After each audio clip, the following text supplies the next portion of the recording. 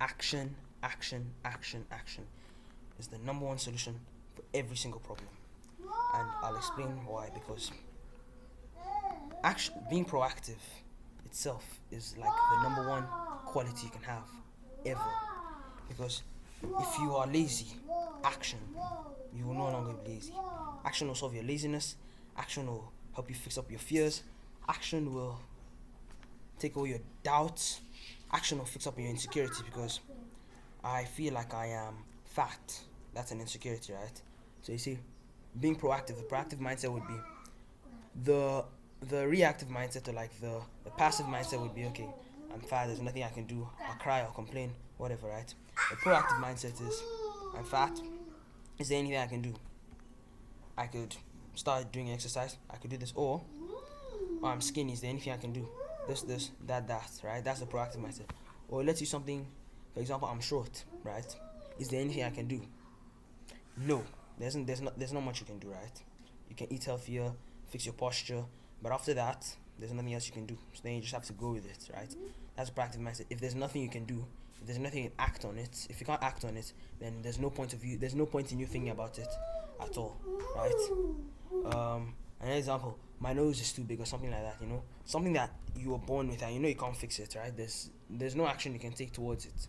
Best you can do is eat healthier, do more exercise, whatever. Like, after that, there's nothing else you can do. So when there's no other action left, then like, that's, you have to be fine with it. As a proactive person, only things that you can act on should actually bother you, because the alternative is, if you can't act on it and you let it bother you, then it's a waste of time. Because here's what Alex Hormozi says about learning. Learning is when you like see something like that educates you, right?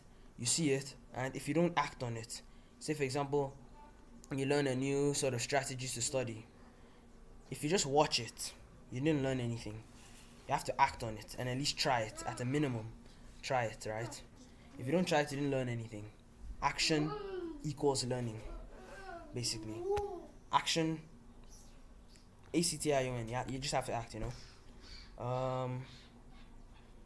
Fears. I'm afraid of this. I'm afraid of that. You know what isn't going to help your fears? Being passive.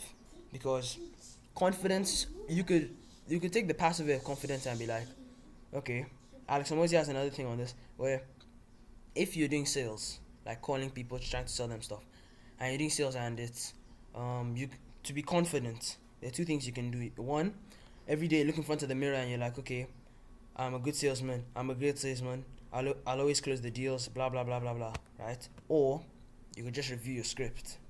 You could learn what you need to learn, right? So by that action, confidence isn't from fooling yourself. The best sort of confidence that you can rely on 99.9, 100% of the time actually, is your experience. Because your confidence is what you think is going to happen will happen, because you've seen it happen and you've made it happen multiple times before. So where do you get experience from? Action. So you kill your fears through action. Your doubts, you kill that through action. Your insecurities, you kill that through action. Your laziness, obviously, if you're acting, you can't be lazy and act at the same time. Wisdom comes from experience. You can't get experience from being passive, right? Experience will only come from action continuously, and then you learn from that action. Learning only comes from action, because if you don't act after you learn something, you only entertain yourself. So yeah, that's something I'm gonna give to my future self. Action, ACTION.